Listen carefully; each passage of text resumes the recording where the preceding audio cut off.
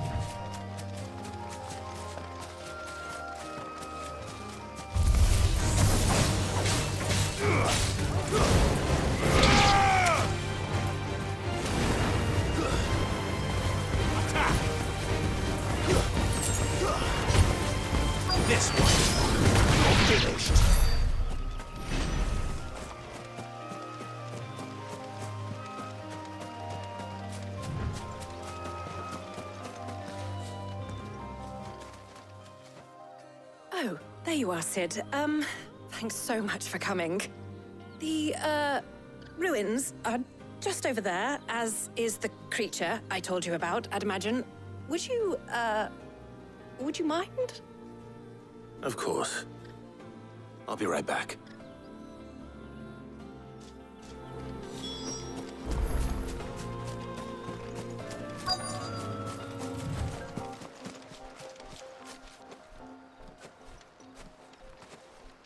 Anybody home?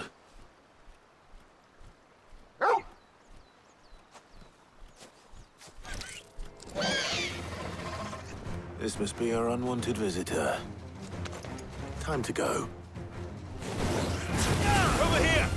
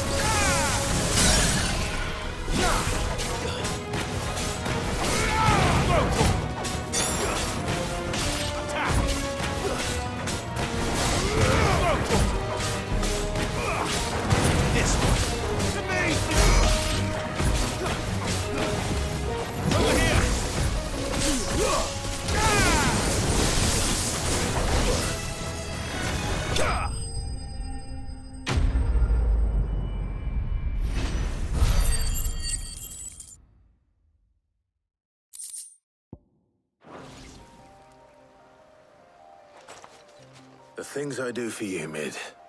Cid! Oh, thank goodness you're safe. You shouldn't have any trouble now.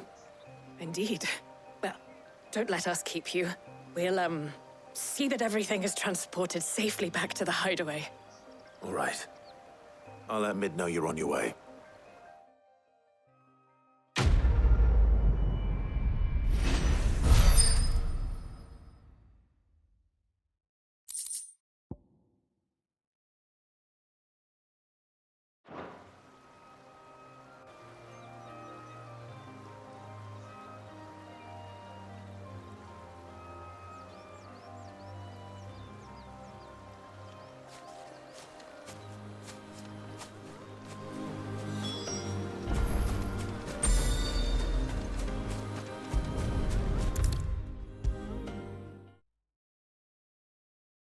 If I don't come up with something soon. Mid. Helena has recovered the material for the helm. She'll be along shortly. Excellent. Another job well done. And just one remaining. Right. Right, the shielding. This one's a bit of a bugger. How so? The plating's enough to stop the engines going pop, but those things will still be spitting out enough fire to set the rest of the ship ablaze. Which is why you need proper shielding. A prison for the dragon's breath that's blazing away inside. I thought a triple thick layer of tempered steel might do it. Or more of the stuff that the Fallen use, but they'd both be too heavy. The helm and the plating are bulky enough as it is. Add any more weight and the whole ship would be at the bottom of the briny before we'd even started. I need something light. But I've racked my brains and I just can't think what would do it. Well, if I were in need of obscure knowledge, I know whose counsel I would seek. Harpocrates. Tomes? Yeah, well, I'd thought of that, obviously. I've got all the details written down here. Can you take this to him, see what he makes of it? Right away.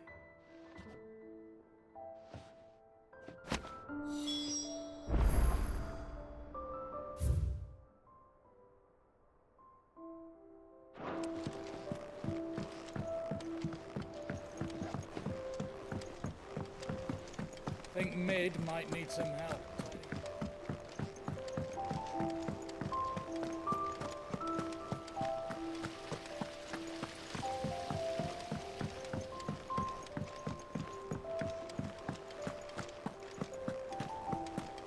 We're seeing troops amassing at every border crossing.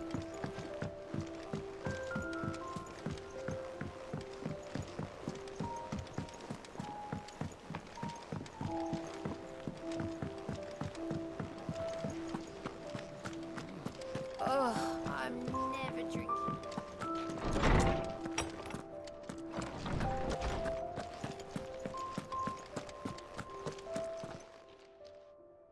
Harpocrates, do you have a moment? For you, Clive, always. Well, actually, it's for Mid this time. Could you take a look at this?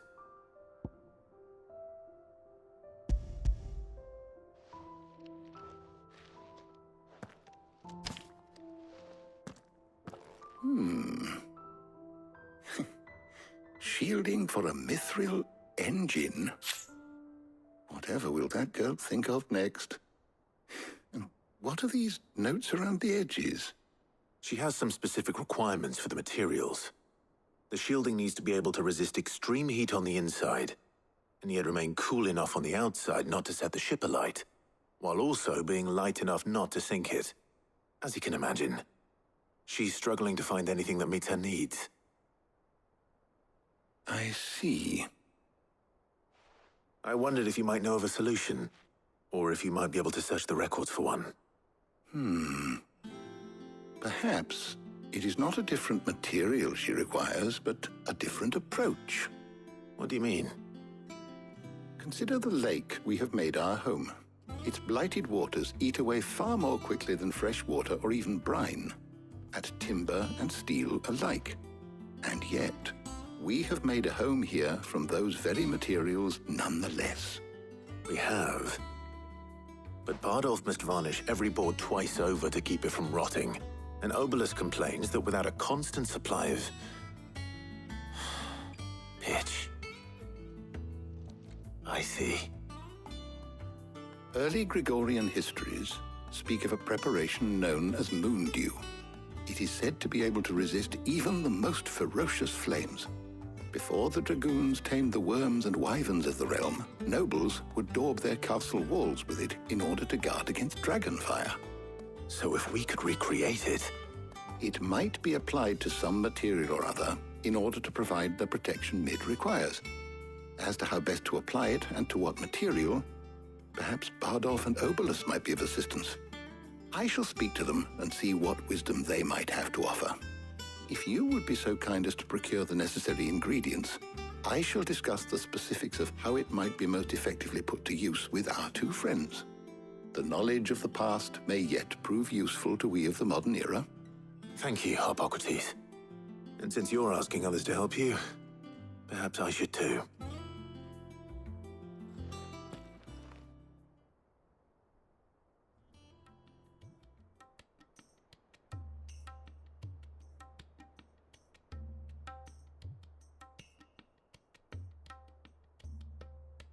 So you need a hand, do you?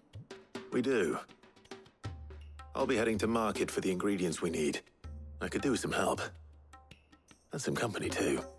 The other can assist me in researching how best to prepare the shielding itself. Can we count on your aid? Always.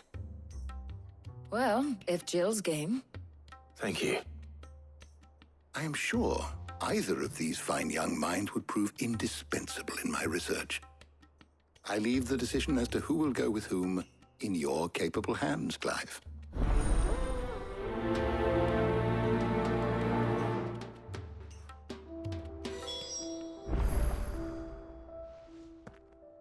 So, Clive, have you made your decision?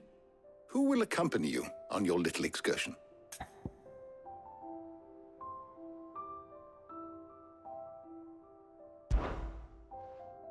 Very well. So then, what do we need to find?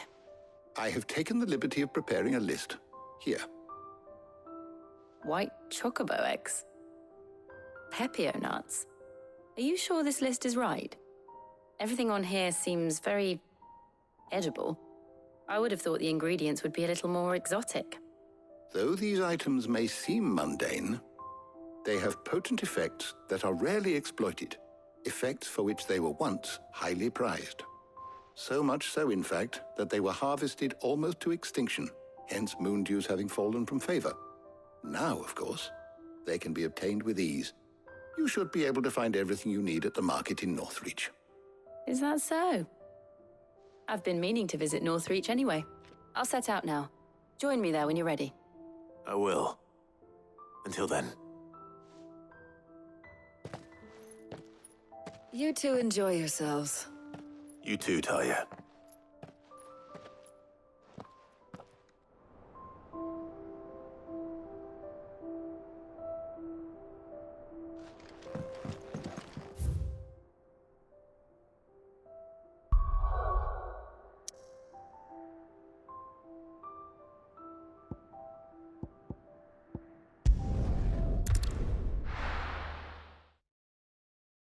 Now, where's Jill?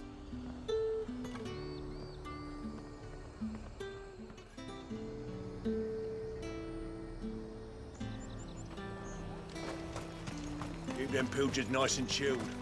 I won't have... Are those Pepio nuts? How goes the hunt for ingredients? I've only just started. I'm sure everything we need is somewhere amongst all these stalls, though. Why don't we split up and see? We'll take a couple of ingredients each. All right. What am I looking for? How about you look for the Pepio nuts and some garlic? I'll find the other things we need. We can meet by the gate when we're finished.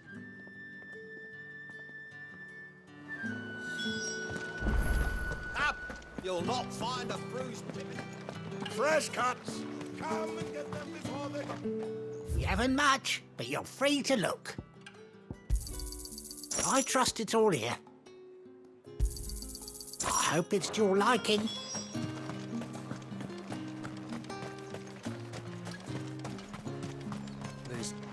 Buy, sell, or be gone. That's everything. Let's see how Jill's getting on. Do you see anything you like?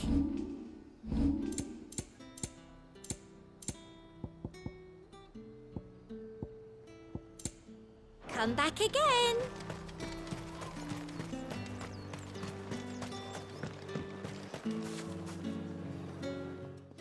Did you find everything? I did. Here.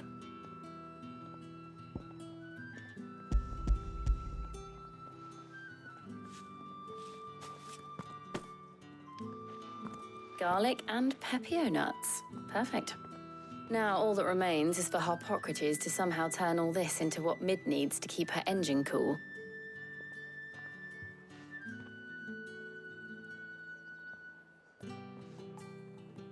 But before we head back, would you walk with me a while?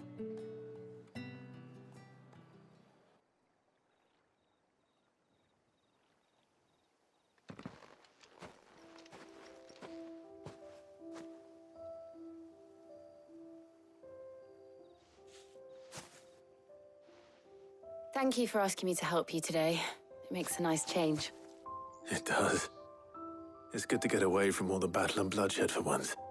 Just being here reminds me of when we were children. Do you remember? Walking down Market Street in Rosalith, taking in the sights and smells. How could I forget? What with Torgal's antics. Remember how his nose would prick up at the scent of sausages? He'd go racing away and we'd have to go running after him. We wouldn't catch you now, would we, boy? Is there anything you wanted to buy for yourself while we're here? There was, yes. Well, sort of. Molly in the kitchens told me about a place that sells particularly good pies. Thought you might like to share one with me. I would. Thank you. And I saw some bread.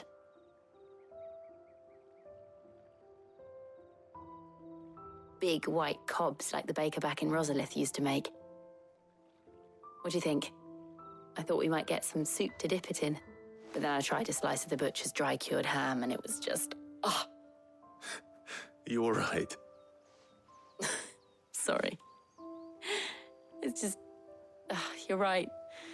I really do feel like a child again being here with you.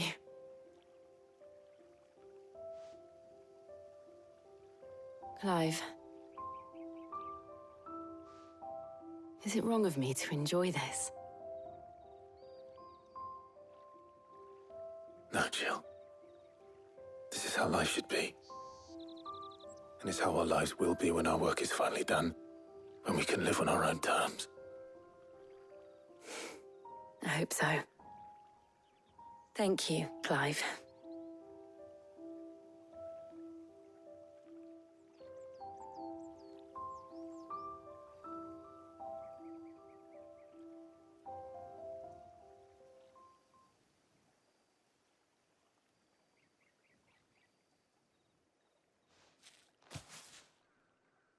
Well, I suppose we better be getting back.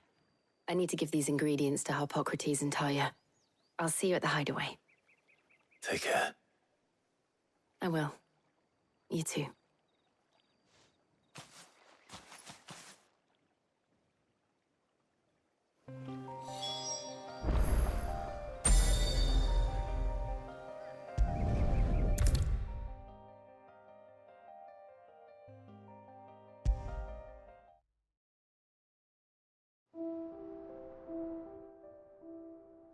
How's work on the shielding progressing, Harpocrates? Well, very well indeed. And thanks in no small part to your kind assistance. I was just explaining to Talia how we might best go about preparing the moon dew. And now that we have all the ingredients, we may begin. You can count on me. I've mixed more than a few mysterious concoctions in my time. I'm sure you have. What about the shielding itself? Work is underway, under the watchful eyes of Bardolph and Obolus. Apparently, it'll be ready soon. Thank you. All of you. Right then. Jill, would you join me in the infirmary? Many hands make light work and all that. Of course.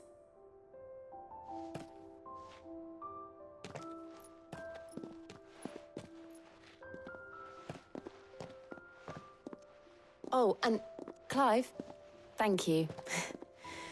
It was nice just being with you.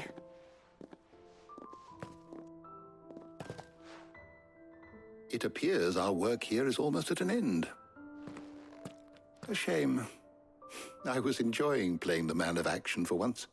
When both the shielding and the moon dew are ready, it will merely be a matter of applying the one to the other. Followed by a rigorous process of testing and retesting, of course. Perhaps someone ought to warn young Mid of that. Leave it to me. Thank you, Hippocrates.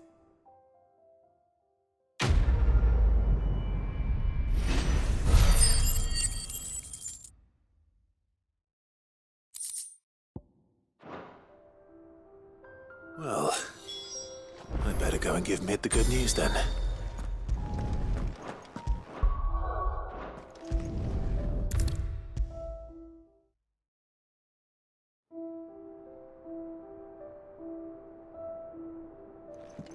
Sorry to keep you waiting, Mid, but you'll be pleased to know that work on the shielding is underway.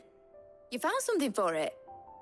In a manner of speaking, Hippocrates knew of a substance that's highly resistant to heat, a coating that should provide the protection you need. He's supervising the construction and testing of the shielding as we speak. Brilliant! I knew you wouldn't let me down. Don't thank me. I'm just the errand boy. Right then, better start working out how to bolt all these bits together. To the Black Hammer!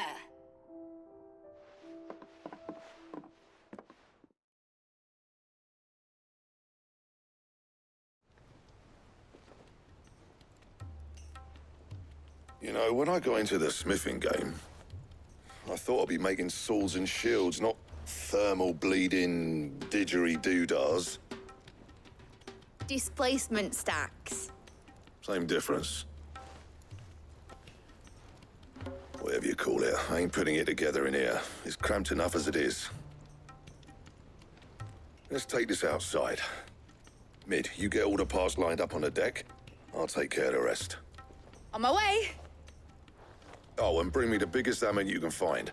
This is gonna require some precision walloping.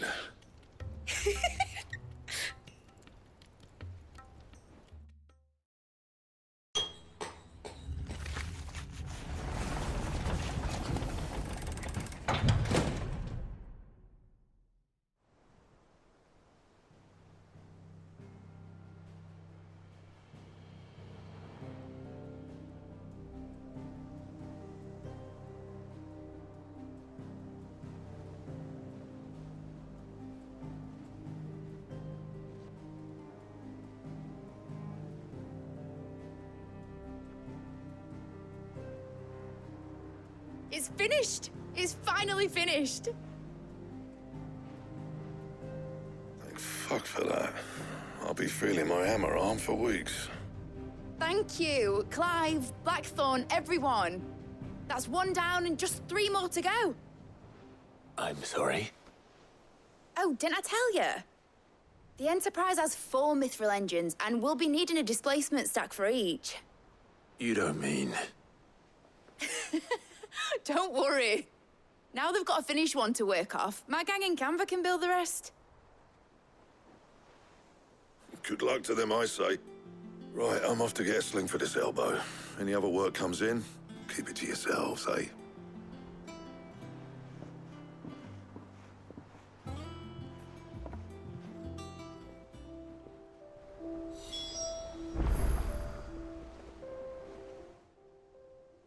What's the matter? Nothing.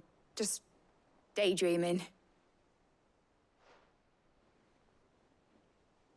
Thinking about the Enterprise sailing off over the horizon to shores unknown, searching for a land untouched by the Blight, just like me and my dad planned.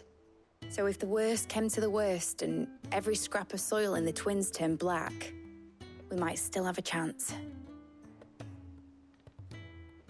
That's what she was meant to be.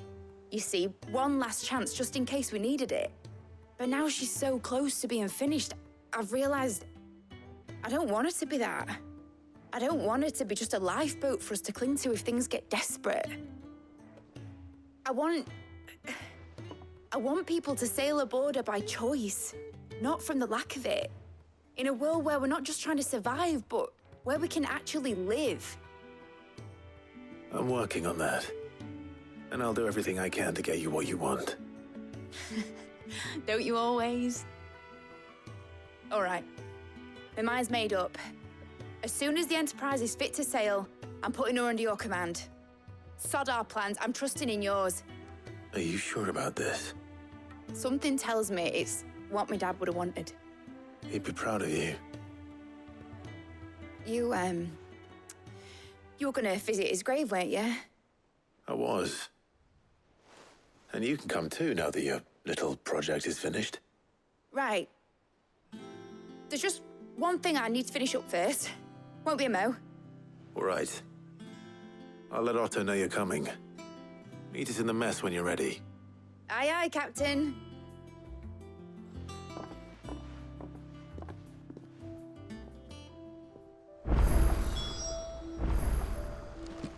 Ned told me she was building a ship. Really? That's a ship.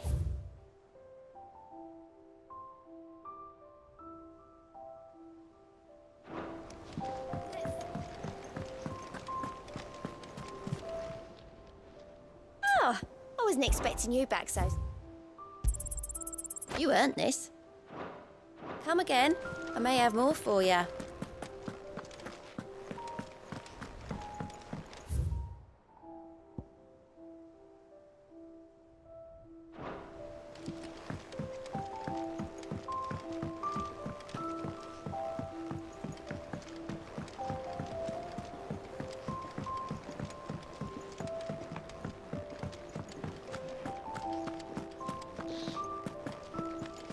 He cracked the crystal too? You're joking.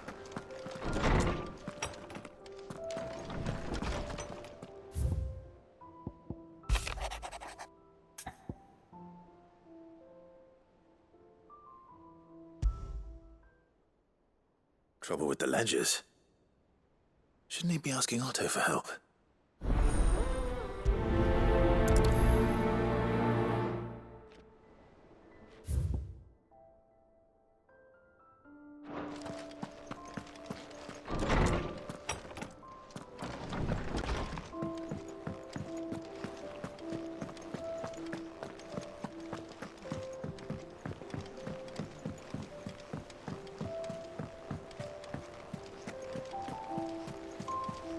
Is that the thing Tomes helped to do?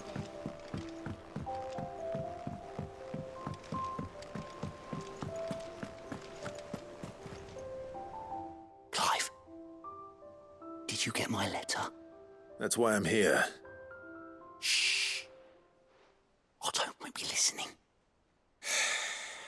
Is this better? A little. Listen, I've some bad news.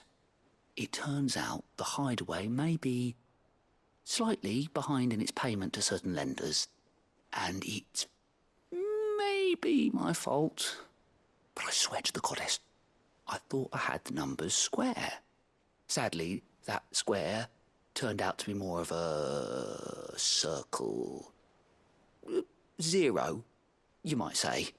I can straighten it out, I swear, but it's gonna take some time, and I'm gonna need help keeping it from Otto. Bit late for that, I'd say. There you are! What a surprise!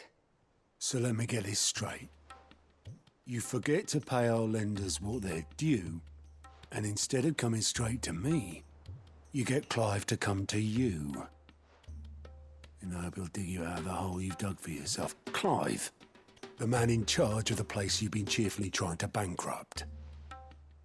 And you thought this was a cunning plan. Why? Well, who needs paying? Oh, just Martha. And the dame. And, well, Lady Karen. But only 500 talents. We owe 3 of our most trusted friends 5 million gil. Each. 5 million each. They lent us the bulk of the money we used to rebuild the hideaway, you see, and, well, I must have made some sort of oversight. Those ledgers were my responsibility, but it was my decision to entrust them to you. This is my fault. Do we have that much to hand? I can always ask my uncle. No, we don't. And no, you won't. We've lightened Lord Rosfield's purse enough. After the king's ransom we had off him, he deserves better than to see our begging bowl. Besides, we'll need to learn to stand on our own if we're gonna make this work. All right. But that doesn't mean you have to shoulder the burden yourself. Is there anything I can do to help? There might be. How'd you fancy taking these to Martha and the dame? Rocks. Rocks, he says. Worth 1,000 talents apiece, these are. A little something Sid and I set aside for when times got lean. And I reckon 15 million in overdue debt probably qualifies. I just hope our associates' eyes are a bit more discerning than yours. I'm sure there will be. Should be me making the rounds, really. But you know how it is with this place. Orders to bark, arses to wipe, and all that. I know. Which is why I don't mind going in your place. Go. Do you know why I only gave Master Clive here 2 star rubies? Because you'd rather Lady Karen killed me. Because I'd rather Lady Karen killed you. Yes. Well, I suppose this is goodbye then. Don't worry. I'm sure Karen will understand. Really? Do you think so? No, I don't.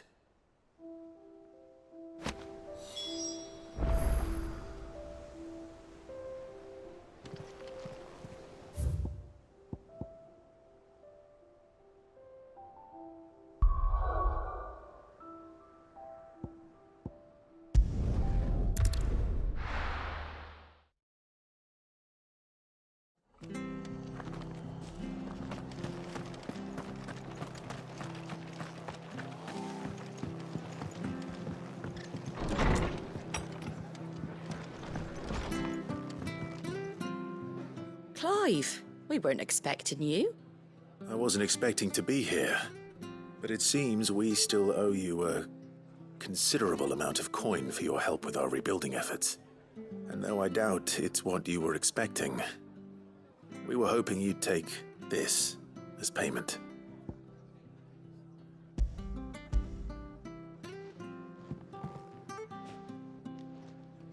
A star ruby? I can't accept this. It's worth at least twice what you owe me. More if you can find yourself the right buyer. Think of the difference as interest. Interest? If word got out I charged that much, no one would ever borrow from me again. Anyway, why are you the one here asking me about this? I'd have expected Otto. Bit much sending the Lord Marquis out to settle your debts, isn't it? The old goat working himself to death again? Something like that. Most days I think he's the only reason the hideaway's still standing. Same as always, eh? Back when the place was nothing but a twinkle in the eye of a recently retired Lord Commander, word is he was the first one Sid reached out to. Probably knew that without his strong arm and level head, the idea would never get off the ground.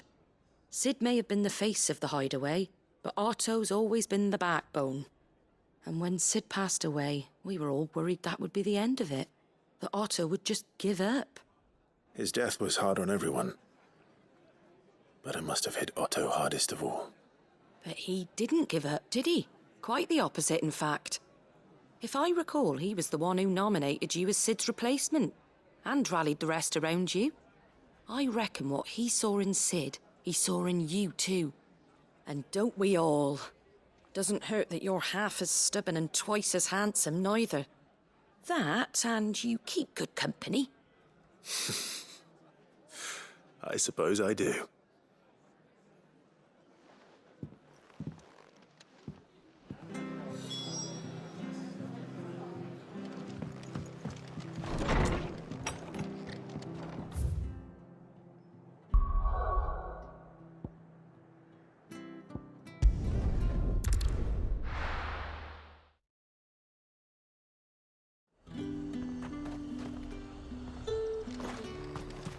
There's talk that the glass gate...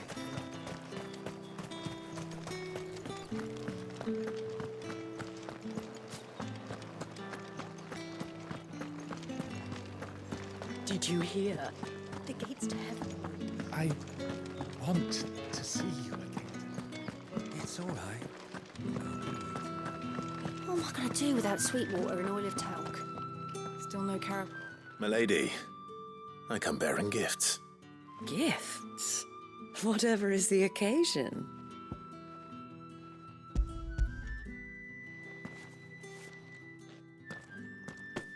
Oh my. Clive, you really have outdone yourself. Otto asked me to give it to you. To settle the Hideaway's debt with the Veil. And to compensate you for the time it took us to do so. You disappoint me, Clive. I thought you might finally be warming to me. Tell Otto he can keep his baubles. I tried to tell him as much the first time around. The man owes me nothing, nor does the Hideaway. My contribution to the restoration effort was made freely and willingly. It was the least I could do. You once told me Cid did you a kindness. I'd like to do the same. Please, accept it. For my sake. And for Otto's. For all of us. For all you've done. It is rather fetching, isn't it? Very well. Otto is lucky to have you, Clive. I doubt anything could ever replace his son. But you and the others at the Hideaway are the closest thing he has to family. Otto had a son. Long ago, yes. Cid told me Otto lost him when he was just a boy, and blamed himself for not being able to stop it. I don't know how it happened, whether there was anything he could have done, but it was clear that it weighed heavily on him. I didn't know. How could you have? I doubt anyone did. Besides Cid, I've never met a man more keen to bear his sorrows in stoic silence. An ill habit, given that both have always been surrounded by friends desperate to help them. I'm beginning to see that.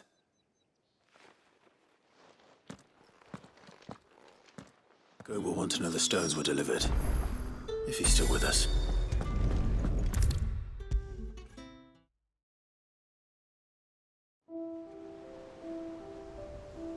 Goat. Still alive, I see.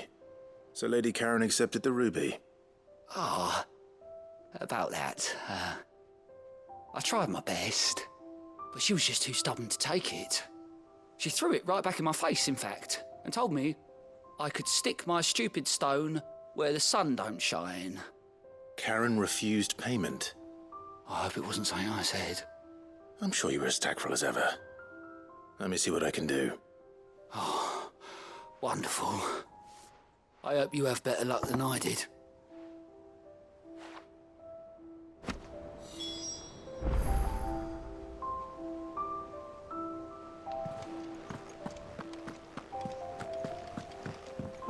Mid told me she was building a ship.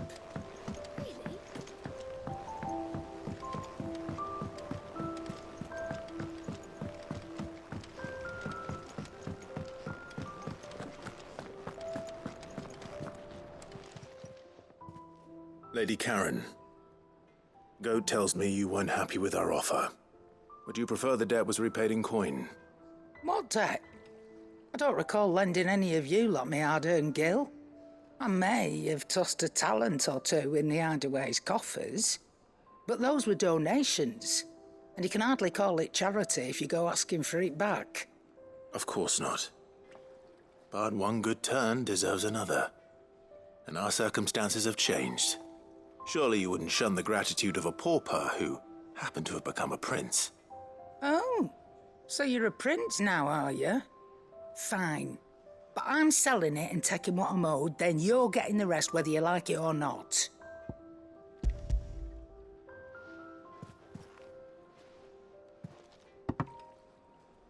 Where'd you even get this? A decent trader might nab 1,000 talents for a star ruby. A canny one, meanwhile, might claim it were nicked from the belt of Cid the Outlaw himself and ask twice as much. Might be I already have a buyer in mind. Might be you even know her. A fine continental maid whose beauty's only eclipsed by a guile in commerce. You wouldn't mind, would you? Not at all. Just be sure to tell her that it's always a pleasure doing business.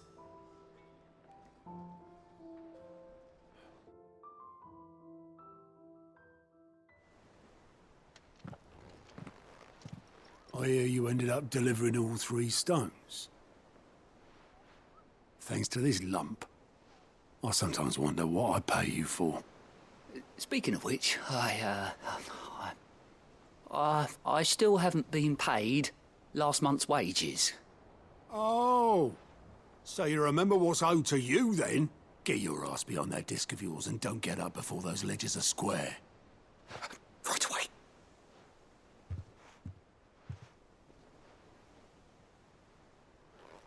I've seen that before. You have, yeah. Plenty of times. It was the only goblet Cid ever used. Either out of habit, or because the filthy sod couldn't be bothered to find a clean one. I knew so little about him. Like most people. Martha and the Dame both seem to have fond memories of him. Huh. I bet they do. How long did you know Cid before he... Before he died? 20 summers, give or take. Back in the day, I was a purser on a trade ship, which is where I met him. He bought passage to... I forget where. But having nothing better to do on the long nights, we set up drinking island rum till the morning bell dragged me back to my duties. Quit my post not long after that, on account of making a fine maiden's belly fat. But me and Cid stayed close, promising we'd one day sail the seas again. That was before fate stepped in and said she was having none of it. The magic woke inside my son soon after his first name day, and there was no hiding his knack. Couldn't you and your family have... My family were the ones who summoned the constable, wanted the monster taken away.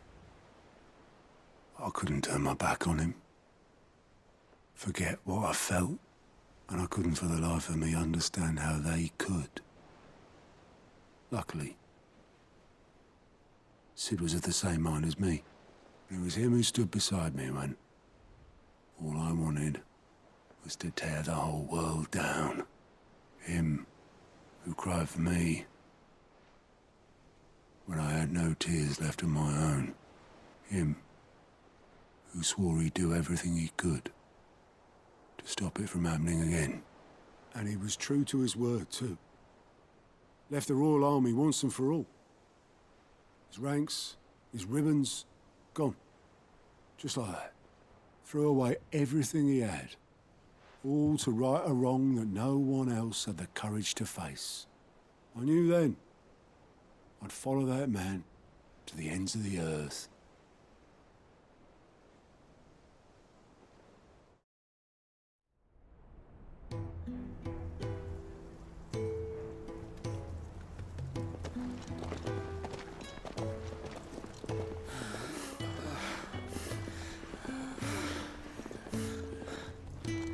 He was always too clever for his own good, was Cid. Saw the world for what it really was, while the rest of us were content to go along with the lie we were shown. And it can't have been easy, bearing that burden alone.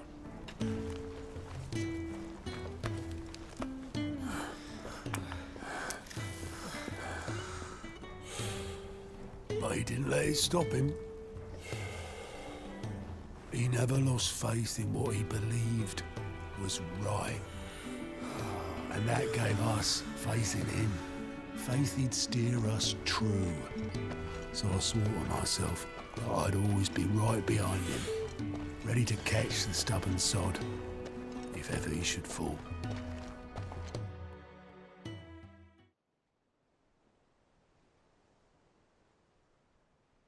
But I couldn't even do that.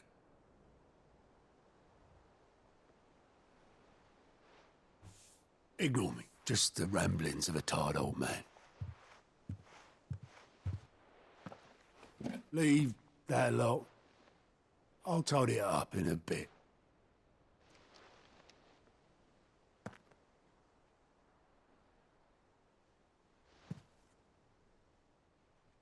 This is Sid's handwriting.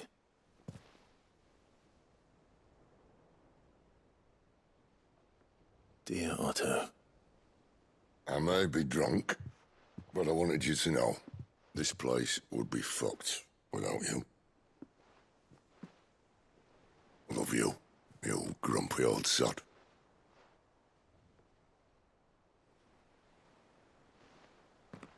This note.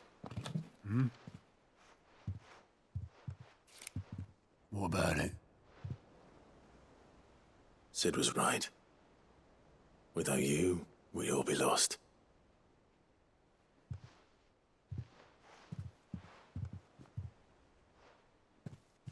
He should have bloody well said so then. Just once. Before he went.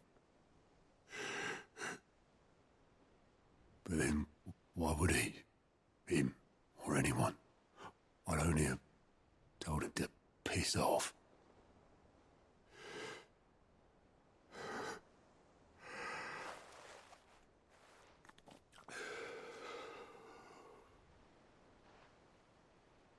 You're wrong, though. Both of you. It was never just me keeping the hideaway afloat. It was all of us. I just shoved people in the right direction. I barely seem to be able to do that anymore.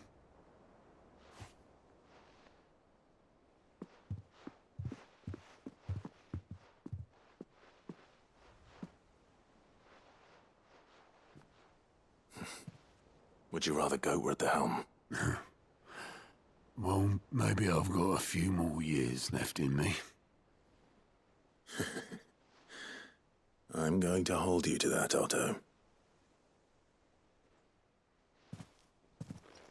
Before you go, Sid would have wanted you to have this. But that's... This'll do me just fine.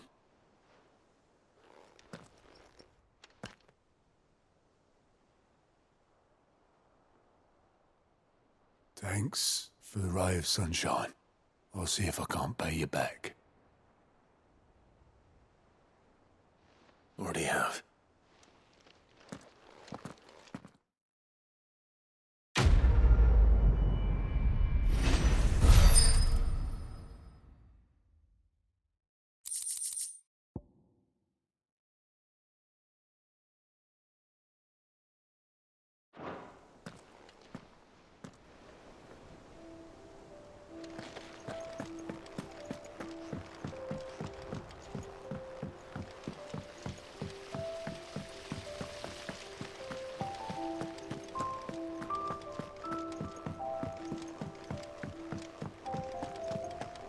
Think Mid might need some help tidying up.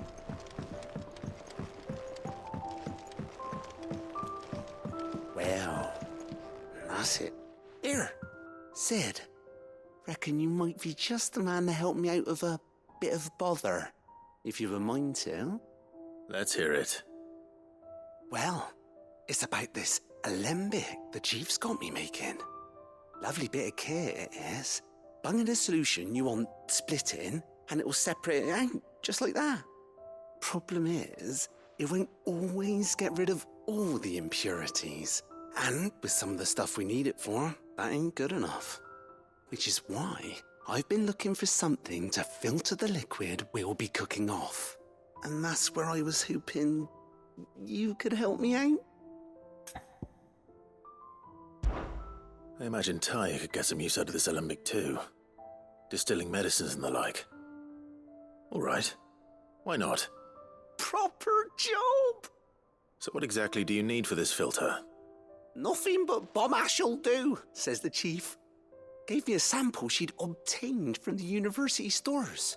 Couldn't believe my eyes. You pour the blackest blight water through it, and it comes out clear as a mountain stream. So, I did a bit of reading about where I might be able to get hold of some. And do you know what I found out? It's only the blimmin' bones of a bomb king. They leave them behind when they die, see? I take it that's where I come in. If you wouldn't mind. I saw a billet on the hunt board for one just the other day. Would have gone myself, but, well, fighting dirty great balls of flame isn't exactly my forte. You, on the other hand... All right. I'll see what I can do. Thank you kindly. And good hunting, eh?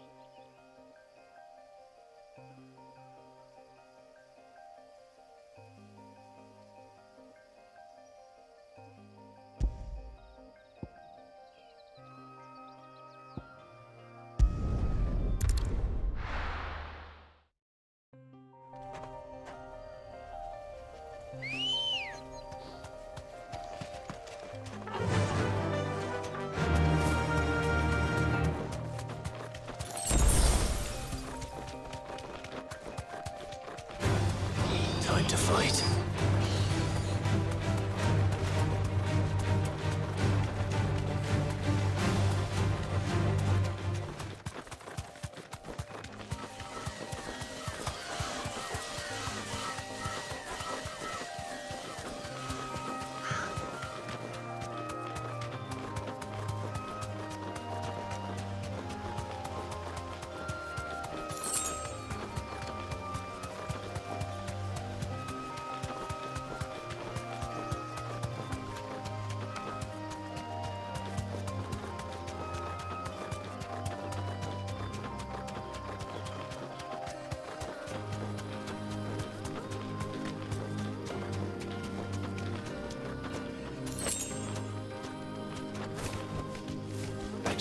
house girl.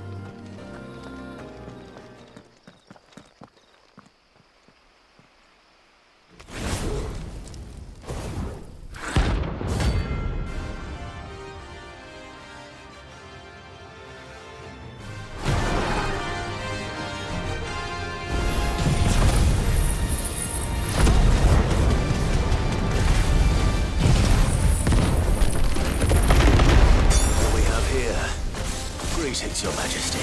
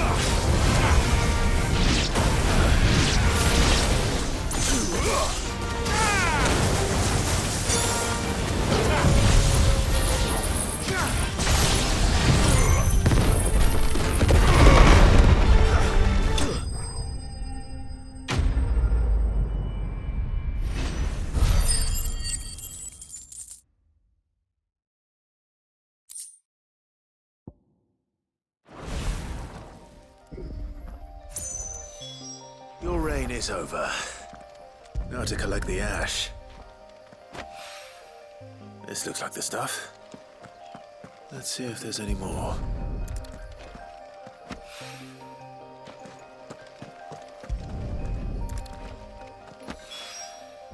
That should do it. If the wine needs more than this, he can fetch it himself.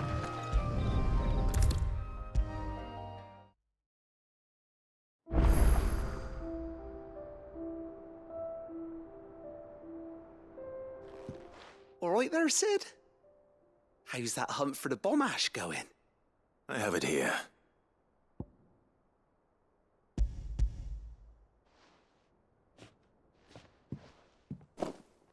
That's the stuff. And plenty of it, too. Enough to keep the Olympic bubbling away for a good old while. You're a gent, Sid. Let nothing say otherwise. Right then. Let's get this contraption up and running.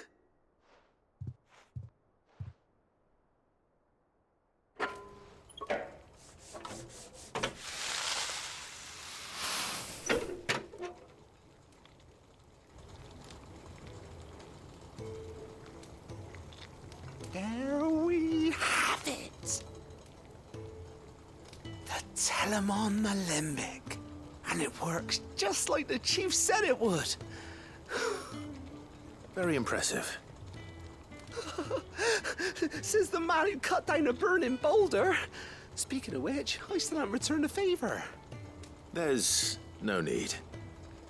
The good it will do for the hideaway is reward enough. Don't be silly. Why don't you let me take a look at that bag of yours? The one you keep your potions in. Reckon I could work some magic on that, huh? What kind of magic?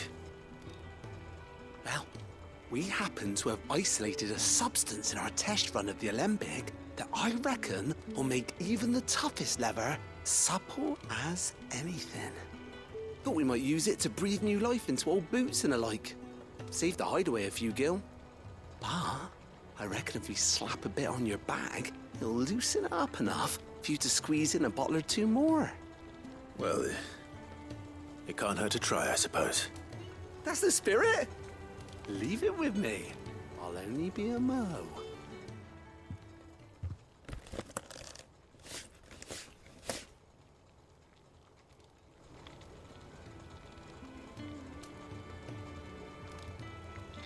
Well, what do you reckon? It certainly feels more flexible. Right? Told you. Thank you. I think. No. Thank you for supporting Mid and the rest of us in our endeavors. Without you, we'd never have been able to discover wonders like that stuff I rubbed on your bag. And I'm telling you, there's plenty more where that came from.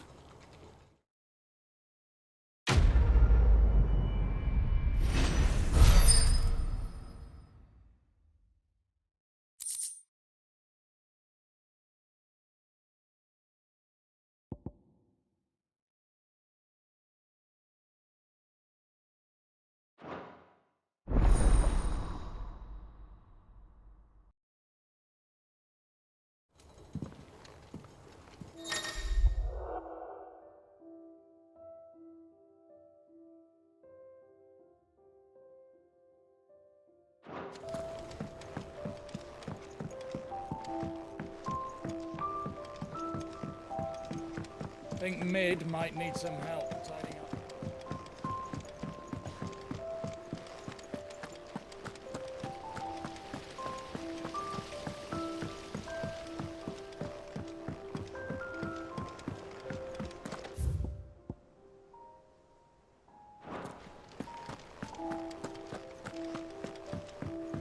Mid told me she was building a ship.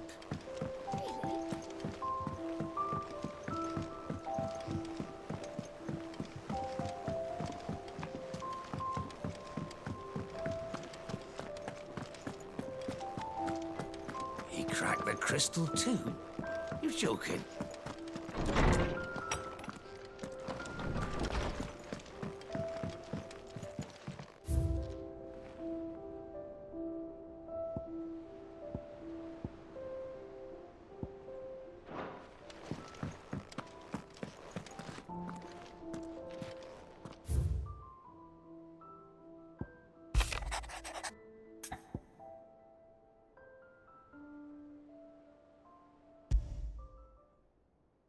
What could be wrong with Torgor? He seemed well enough when I last saw him.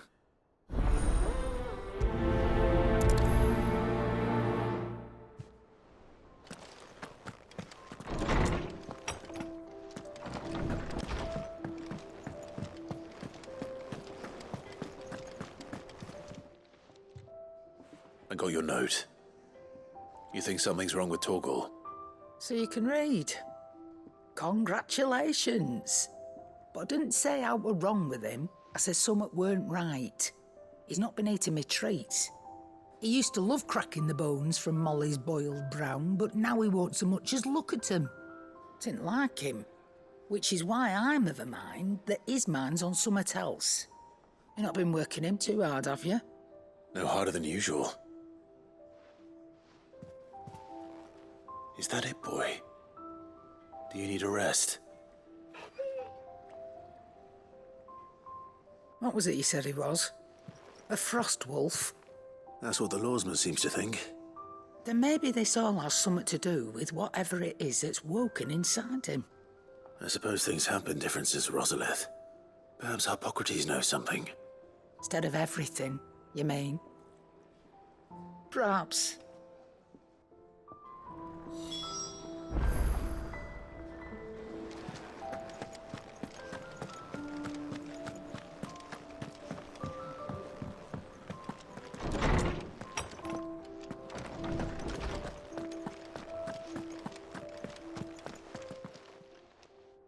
Lawsman, I need to ask you about Torgor. Something's not right with him. He isn't ill, is he? I don't think so. But according to Lady Karen, he seems to have lost his appetite, which is certainly a new development. She says he's hardly been touching his bones of late, and she believes it may have something to do with what happened at Rosalith Castle. I rather think she might be right, though not about his appetite. All canids are instinctively inclined to crack open bones for the rich marrow that resides within, and I see no reason why a frost wolf should be any different. Accordingly, I suspect it is not a lack of appetite that afflicts Torgal, but a surfeit of it. If we assume that his newfound magics require additional nourishment to sustain, it may well be that the bones Lady Karen is accustomed to providing are no longer sufficient. Frost wolves, after all, habitually prey upon far larger animals, whose bones may yield altogether different nutrients. As to where one might find a suitable substitute, some antelopes that graze the meadows of eastern Rosaria have been known to grow to a size more than double that of their lesser cousins. I don't recall ever seeing any that large. And little wonder.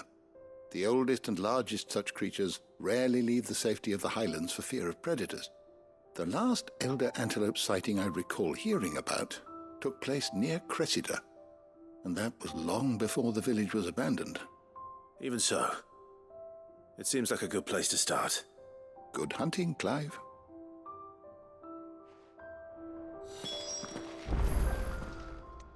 My knowledge is yours. I don't believe you've read this particular chapter before. You wish to study the tomes?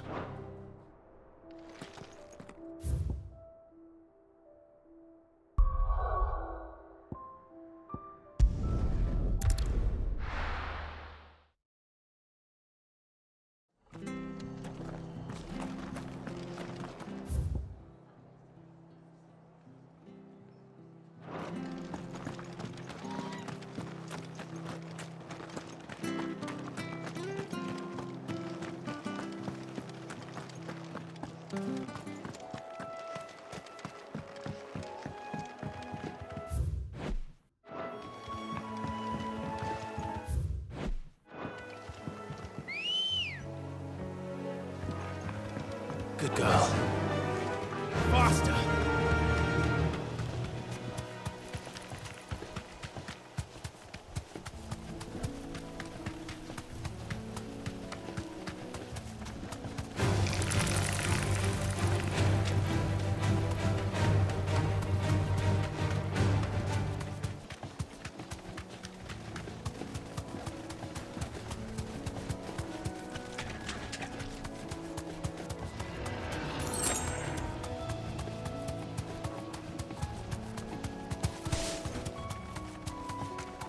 Well, it's certainly quiet.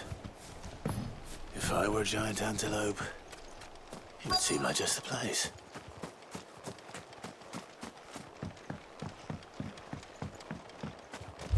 I doubt we'll find one bigger than that. You hungry, Torgal?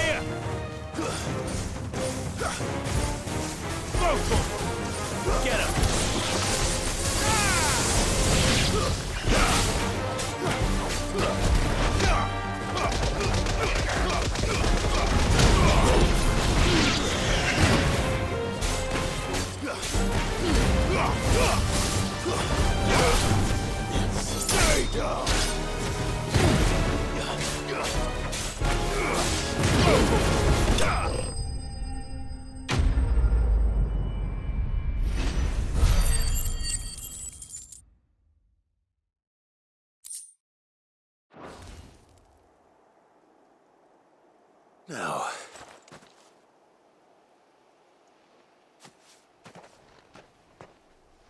will it be enough, I wonder?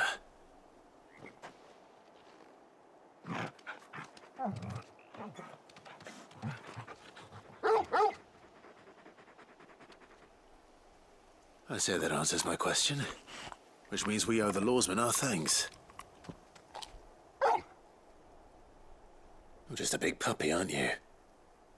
A very big puppy.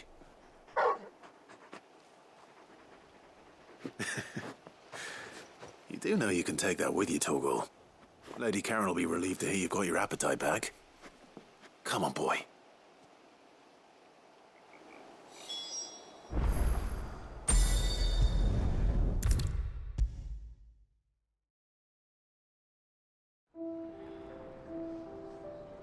I noticed you and Torgal had gone off somewhere. Take him for a walk, did you? You could say that.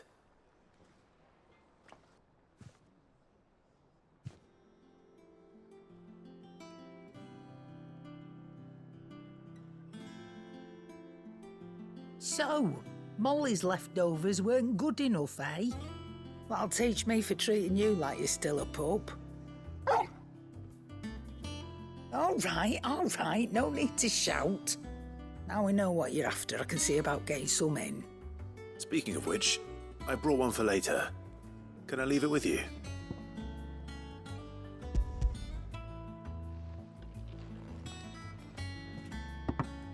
You can, eh? I'm nice like that. In return, you can thank Tomes for me. The bloody know-it-all. I was just on my way to see him.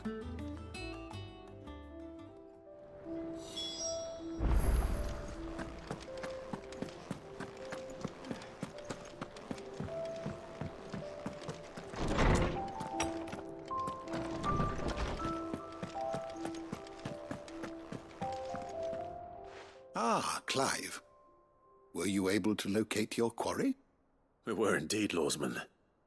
You pointed us in exactly the right direction. And Torgal's been a very happy hound ever since. Very good, very good. Lady Karen sends her thanks, by the way, for your part in solving the mystery. Ah. But that reminds me. After your last visit, I found myself pondering Torgal's talents.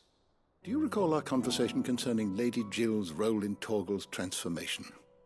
About how she somehow woke the power within him. Precisely that. The Fenrir, and while the powers... What are you suggesting? That consider, in short, and that one can... Yes? And if I'm...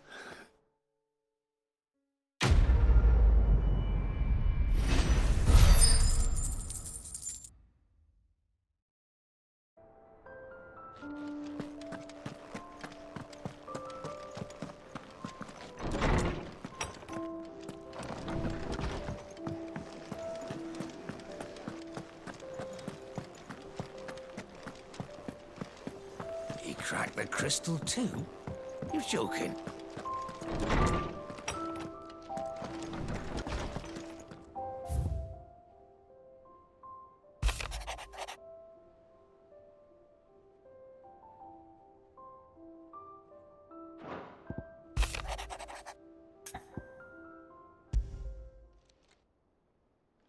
Hopefully it's nothing. But I should speak to Blackthorn just in case.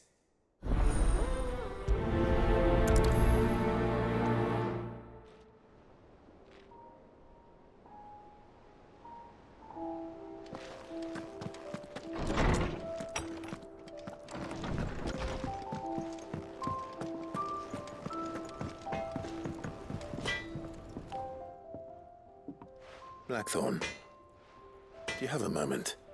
Not really, no. This won't take long. I just wanted to ask how you're getting on. August was worried about you, that you might still be doubting your craft, even after learning the trick of that cuirass. Is there something else weighing on your mind? Perhaps sharing your thoughts might help. That bastard's like a dog with a bone. Still, he's got a keen eye, I'll give him that. He's just, well, Karen showed me something. Something I've never seen before. And that was? A sword. An odd-looking thing with a single-edged blade. The metal itself wasn't anything to write home about, but fuck me. The edge on it. You could slice a man clean in two with a weapon like that, and he'd be halfway home before he even realised he'd been cut. So that's what's troubling you? Nah. Not troubling me exactly. More distracting. Can't stop thinking, how do you get an edge that sharp? It's driving me mad. And if you knew how to do it, we could arm the curse breakers with even better blades. That's about the size of it, yeah. I'll see what I can find out. Sharper swords are always welcome. And we can't have our master blacksmith being distracted. You're a soft touch, you know that. But I can't say I'm not grateful for it. Good luck, eh? Thank you. Let's see what Karen knows about this sword.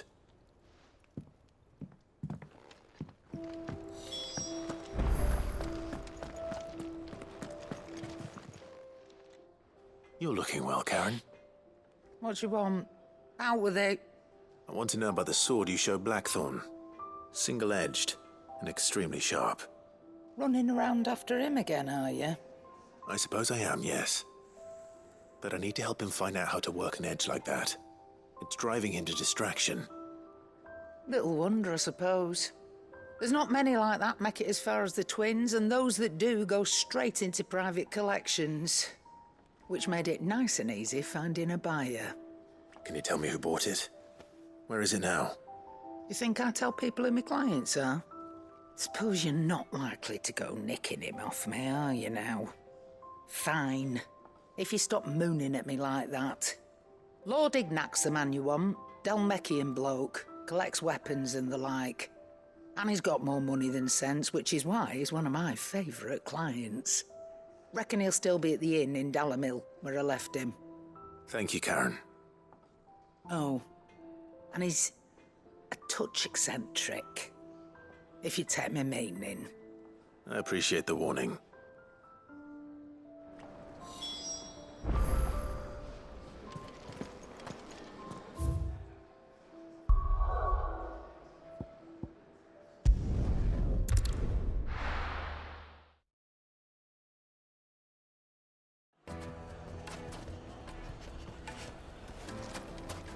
People take notice of wealthy men. Shouldn't be too hard to track down Karen's collector. The St. Drake's Fang is gone. The whole Mother Crystal gone. What are we gonna do? Calm yourself. Back again, are you? Any more trouble and you'll be barred for life, however deep your friend's pockets might be. Here, you. Listen, I've got this theory. Before, I don't think they all fell. Some of them are still living among us. You could be one of them. I could. My reputation will be ruined! Ruined! Calm yourself, Lord Ignac, I beg of you, before you do yourself a mischief. Pardon the intrusion, but... Out! Get out! I paid for these rooms so I wouldn't be disturbed. Leave me be! Please, allow me to apologize. His lordship is going through a difficult time, and he's never been fond of guests arriving unannounced. Radim! Get rid of the filthy oaf this instant! Very good, Lord Ignac. Would you mind stepping outside for a moment?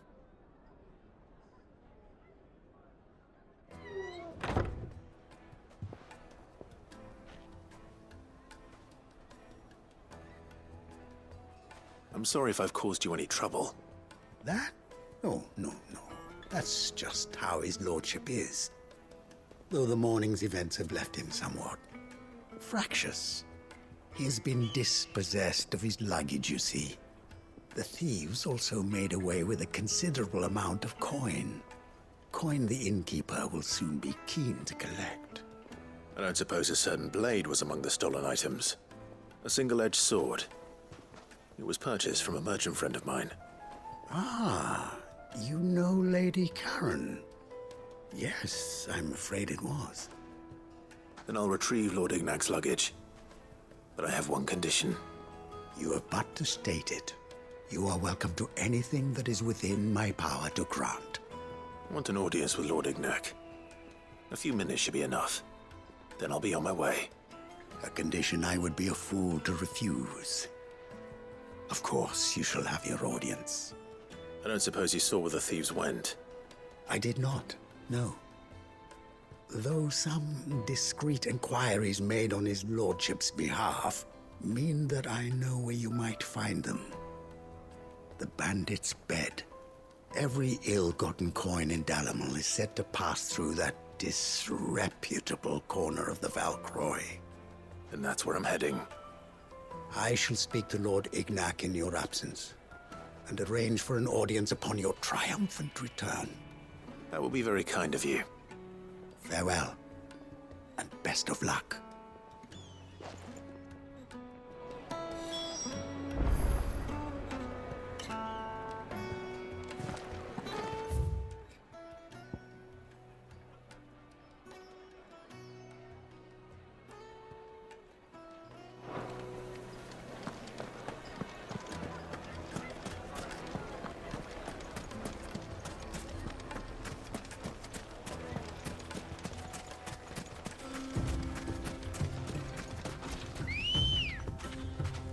Come on.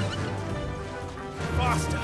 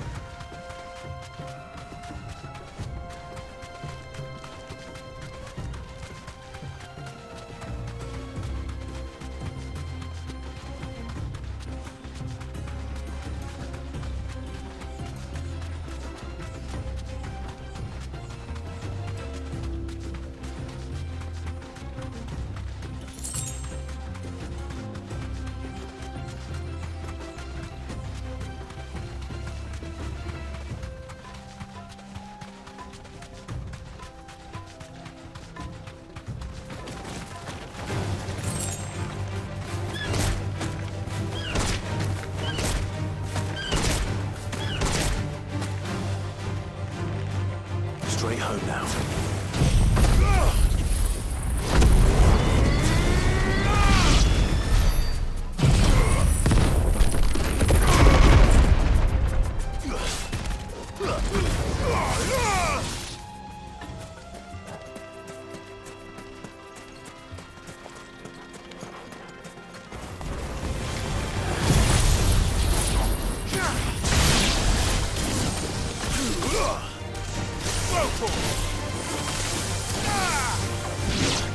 This one. Attack! Go for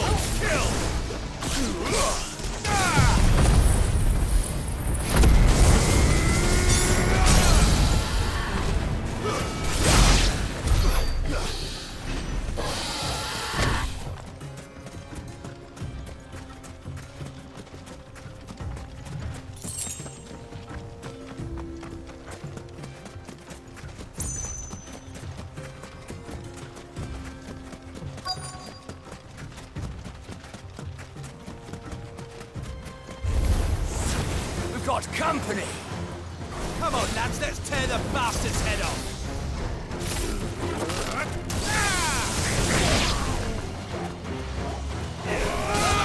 This one. Now, Jogo.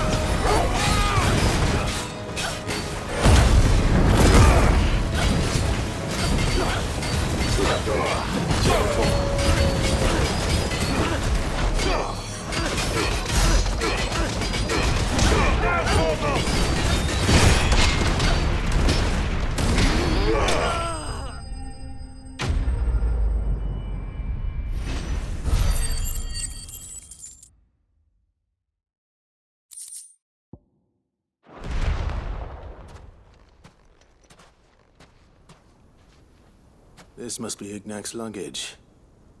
Nothing seems to be damaged. All right. Let's get it back to Dalamel.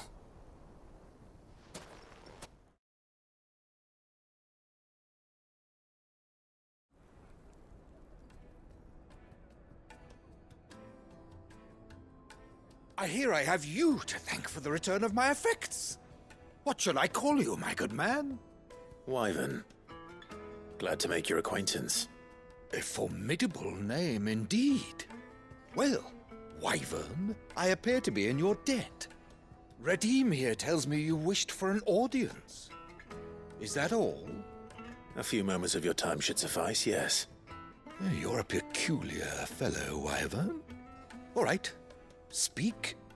Master Wyvern was wondering if you could tell him about a certain single-edged sword you recently acquired. Oh, a true work of art, that one. Karen drove me hard on the price, but I would have sold her Radim here to get my hands on that sword. It was made in the Outer Isles, far beyond the Twins, and is used exclusively by the practitioners of a unique school of swordsmanship. They believe no combat should ever exceed a single strike, and hone their blades to such perfection that none ever does. Each sword is made for that one perfect stroke, and for that stroke only. They crack upon a second blow. There's a brutal sort of beauty to it, really. But how do they hone such an edge? Fine question. Why, they use a whetstone, of course. Whetstones, rather. A whole array of them, ranging from the coarse to the fine. 10,000 licks with the sharpening stone, then 10,000 more. But it is the final stone which lends the blade its legendary sharpness. A mineral quite foreign to this great realm of ours. And that is the key. The secret ingredient. Wyvern, it occurs to me that my little lecture is hardly equal to services rendered. Take this, together with my regards. The very stone of which I spoke, far rarer among collectors than even the blade itself, and a far more fitting payment. Thank you. Pardon the intrusion, my lordship. However, it is long past time we prepared ourselves to depart. So it is. I am locked in bitter competition with a rival collector of curiosities. I am one step ahead of the unscrupulous scoundrel, but he is hard at my heels. And there are many other collectors out there. Too many to count, but only one do I consider my nemesis. Lord Byron Rosfield, and is a perennial thorn in my side. I can imagine. Farewell, Wyvern, may our paths cross again. Radim, we mustn't dawdle.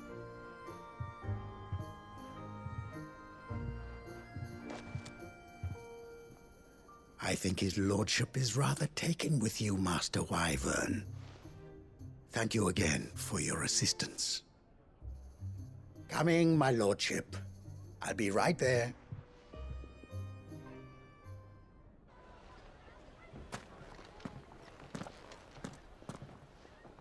Trust Uncle Byron to find such an interesting rival. Now, let's see what Blackthorn makes of this whetstone, shall we?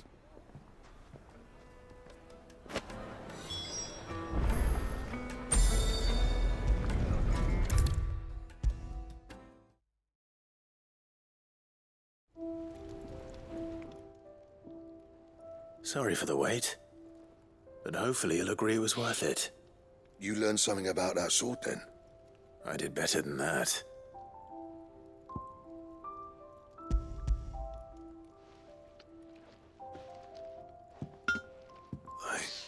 A whetstone? Yes. But not one you'll find anywhere in Valisthea.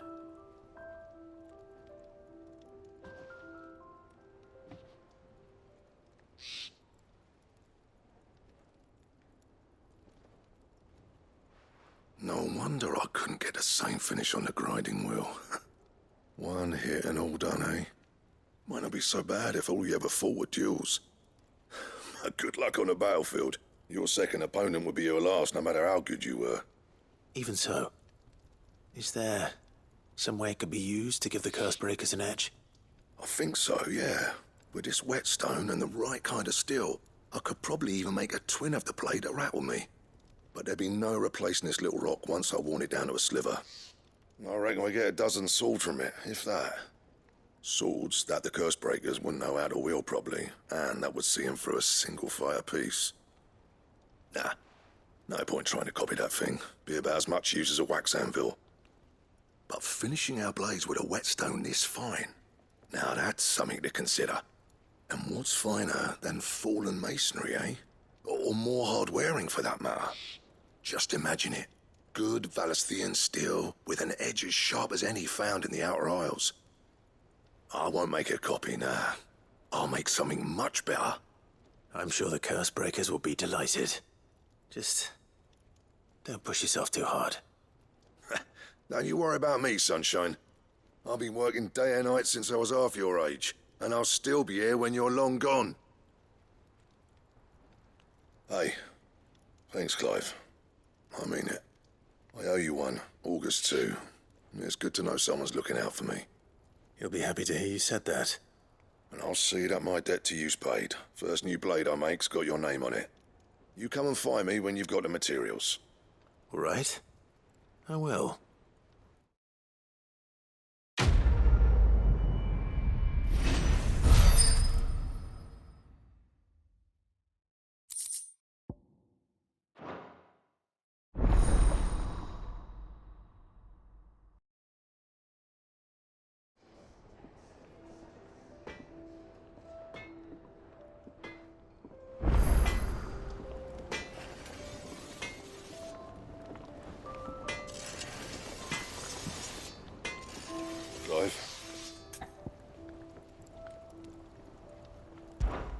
Got something for you, dear.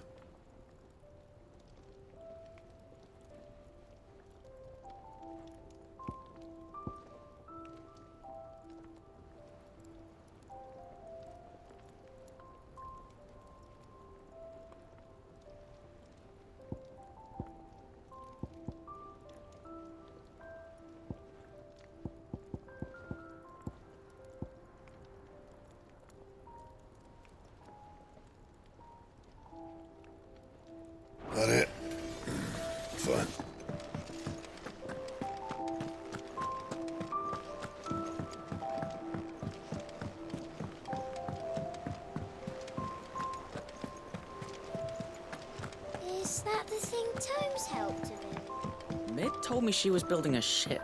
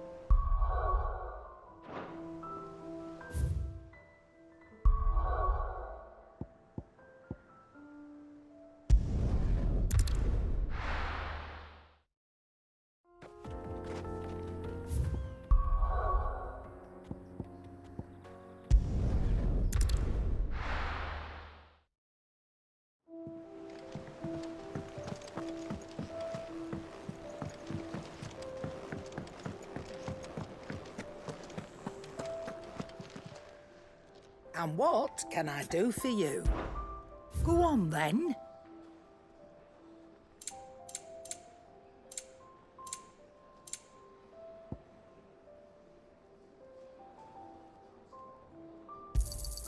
You'll not find a better price than that. It'd better all be here.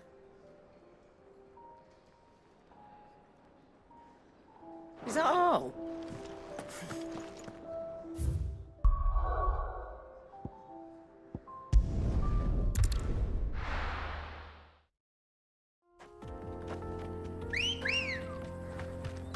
Let's go.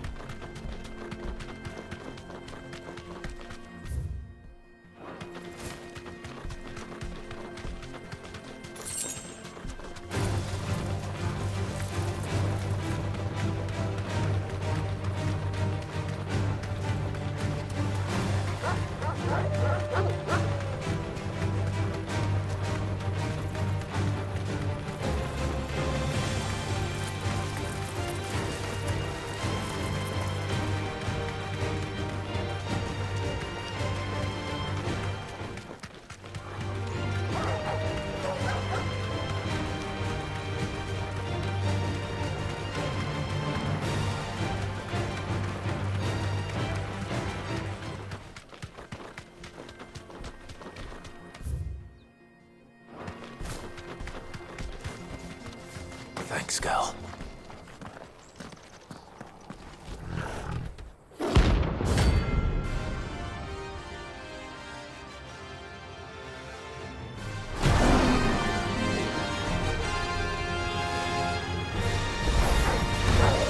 Time for the pack, is it? Let me introduce you to mine.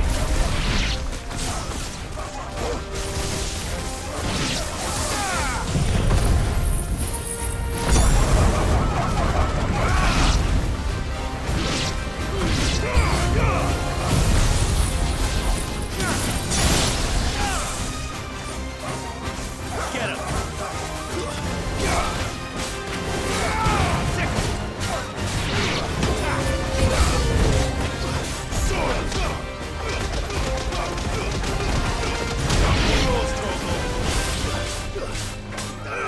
Over here!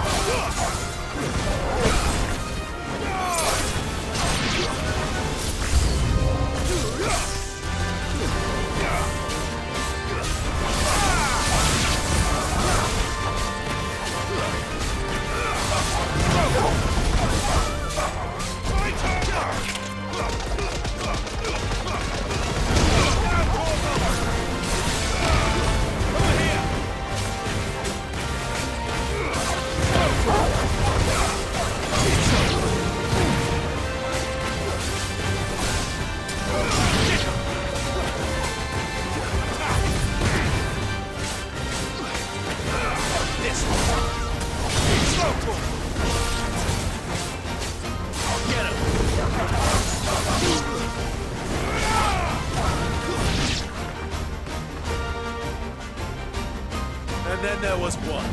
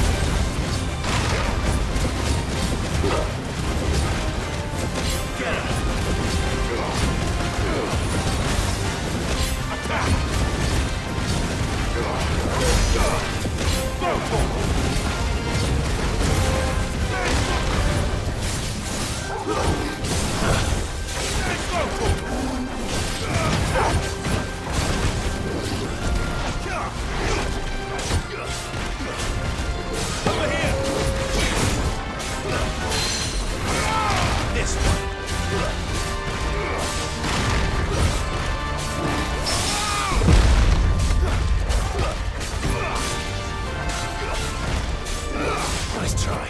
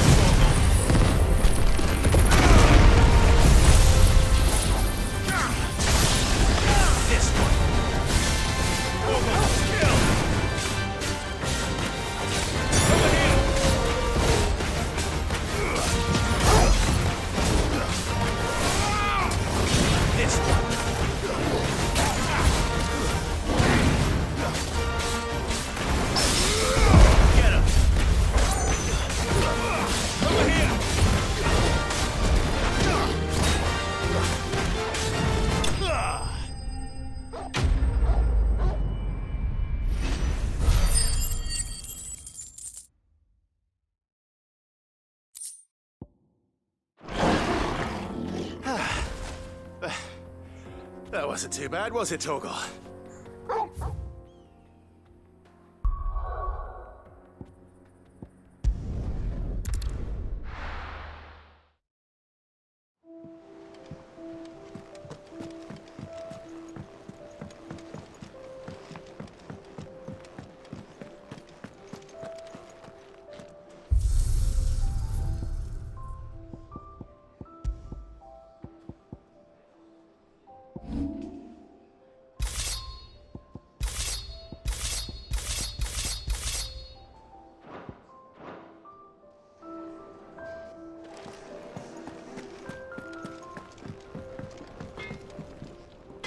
Back, are you?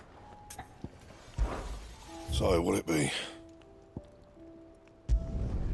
Not bad, if I do say so myself. And?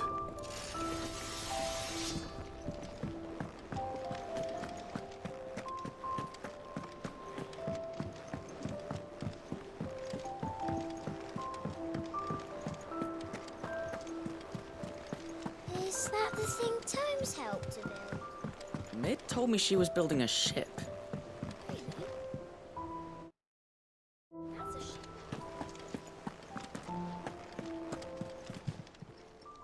Welcome to the Patron's Whisper. All yours.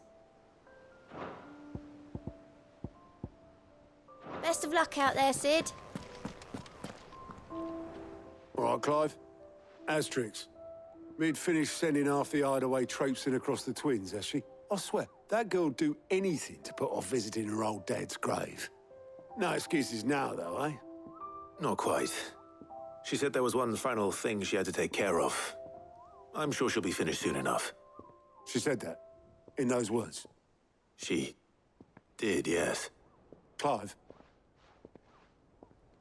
Were you born yesterday or something? There is no thing. She'll probably be halfway to Canva by now. Mid. I might still be able to catch her.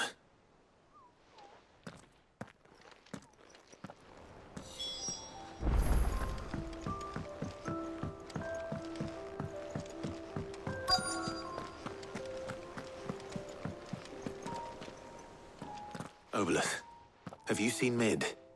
Yep. In a boat, going that way. Then I'm too late. You in a hurry and all, are you? Oh, I offered to take her across, but she wouldn't wait. Just paid for a dinghy and rowed off. Oars going like the clappers.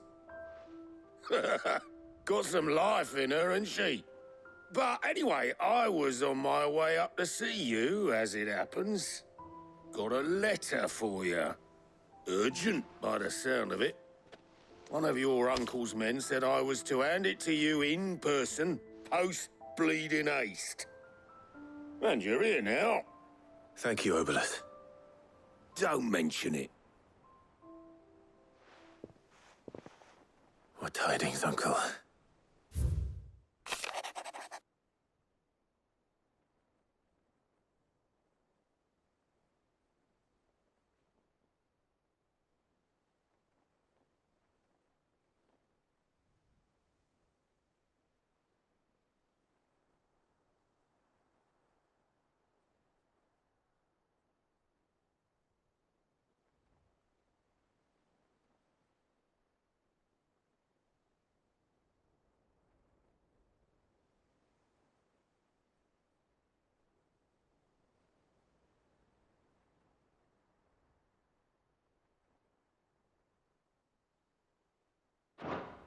Trouble in Canva.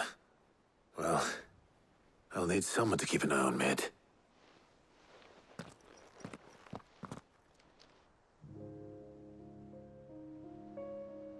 So what? Mid got us to do all the dirty work and then just sailed off into the sunset?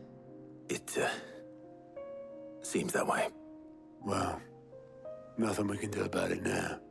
But next time you plan on visiting Sid, you might want to tie her to something before you suggest it. Ah, don't be so hard on her.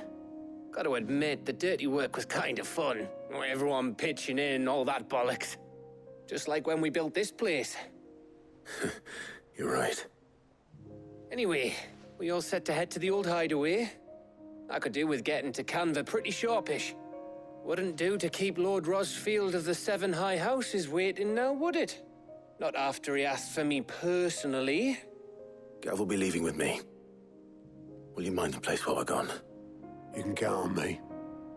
Just be sure to give Sid and the others my regards. All right. Oh, by the way, Jill will be joining us too. She's got some things to take care of, but she'll meet us there. I hope she's telling the truth at least.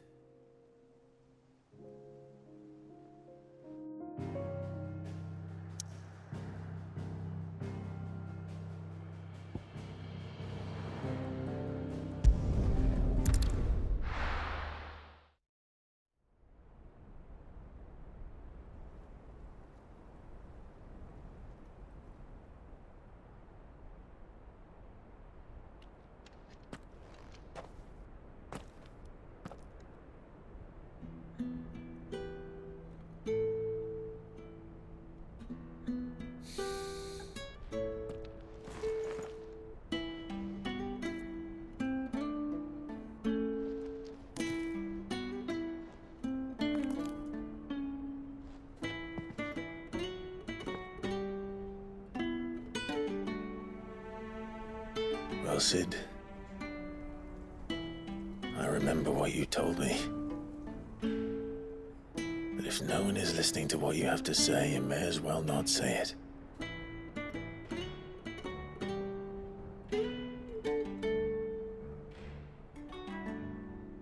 But I will say this, old friend.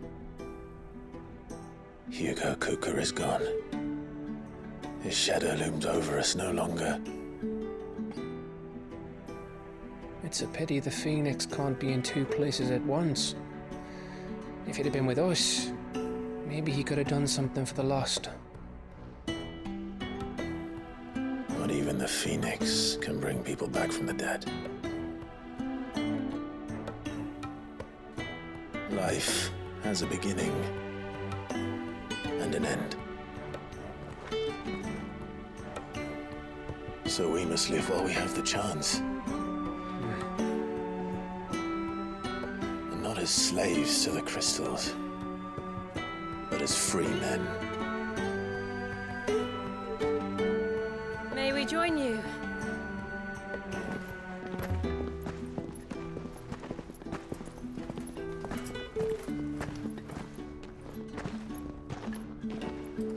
Lady Karen, what a pleasant surprise. I thought I'd drop by and see how you were all doing before heading off to restock my supplies.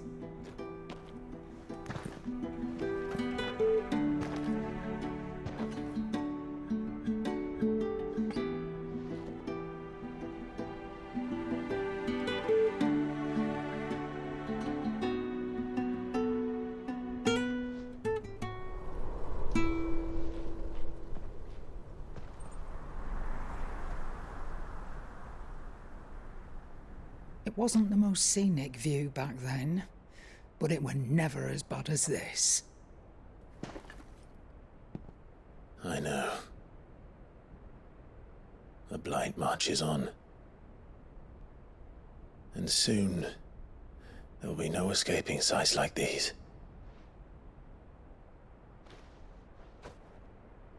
So our mission remains unchanged. We cannot stop until every Mother Crystal is gone, and their thirst for ether with them. The only one that remains in Storm is Drake's Tail in the Crystalline Dominion. Our next target. We're going to Twinside. It's the capital of the Empire these days. I wouldn't like to think how tightly guarded they've got the place. Not that that'll stop you, but we do well to scout it out before you go charging in. We would indeed. If you're off to the Dominion, you can take this great lump with you. Goods. Oh, I am sorry. Have you forgotten you're the most wanted man in the Twins? I thought you might like to disguise yourselves as the attendants of a travelling trader, assuming you've no better ideas. You wanted to buy yourself some tools, didn't you? Well, now's your chance. You're letting me go with them? Oh, thanks, Nan. Stop that! You'll break me bones, you great galoot.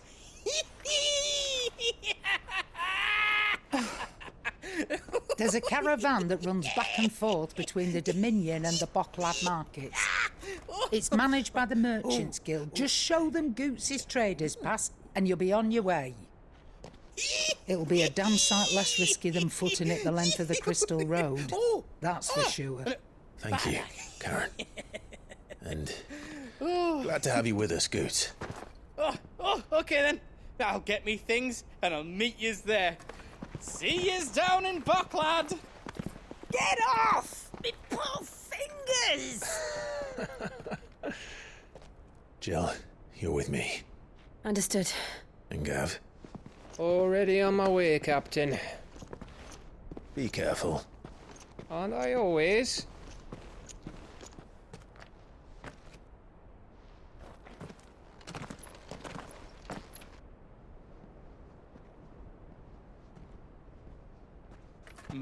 Do you see that, Sid? Your protege's making a proper little outlaw of himself.